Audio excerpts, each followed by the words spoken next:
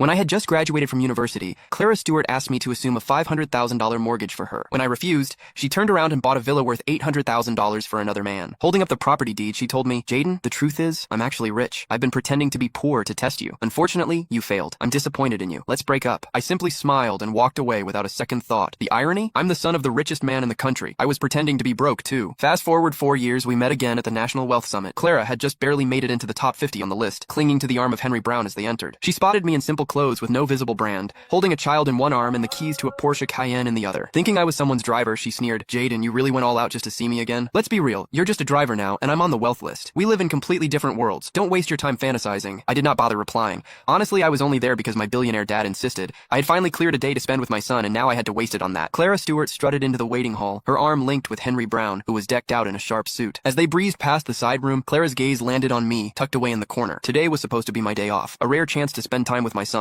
However, my father, Jim Lawrence, had roped me into attending the Wealth Summit. With my wife out of town, I had no choice but to bring my kid along, planning to duck out after a brief appearance once the meeting kicked off. I was dressed down in comfy clothes, jingling the Cayenne keys to keep my son entertained. To Clara, I must have looked like a hot mess, playing chauffeur and babysitter all at once. She made a beeline for me, her voice dripping with scorn as she said, "Jaden, look at you, running errands for others. You're nothing without me. What a shame that you couldn't pass my test. You could have been the one by my side." She squeezed Henry's hand as she went on. "However, hey, I should thank you. You made it possible for me to find someone who really loves me." Henry flashed her a soft, reassuring smile. Jaden's probably kicking himself now. Poor guy can't spot a good thing when he sees it. He got what he deserved, though. No surprise he's ended up this way. He turned to a staff member walking by. "We've got VIPs here today. How can you let just anyone in? What if there's trouble? Are you ready to handle that? Go on, get this driver out of here." Little did they know my simple outfit was tailor-made by top-notch designers. I had been so swamped taking over my father's company over the last couple of years that I had not been around much. They had not seen me, and based on their shallow take on my looks, they fell for Henry's story hook, line, and sinker. The staff's voice was icy as they said, "Sorry, sir, this area is for authorized personnel only." I stood my ground, my voice steady, saying, "I'm here for the summit too. I have every right to be here." They paused, probably recalling those quiet types who turn out to be somebody important, and decided not to mess with me. Clara, on the other hand, burst into laughter like she had heard the funniest joke ever. "Ha! You? A college kid scraping by on scholarships is on the wealthy list? That's a good one. And you claim you're here for the summit? Is your name even on the list?" My name was not there, of course. The Lawrence family had put my father's name down. It would not switch to mine until his retirement this year. Clara saw my hesitation and turned to the staff, smirking. "This guy? He could have been my husband if he'd passed my little test back in the day. Poor people will always be just that, obsessed with money, blind to the big picture,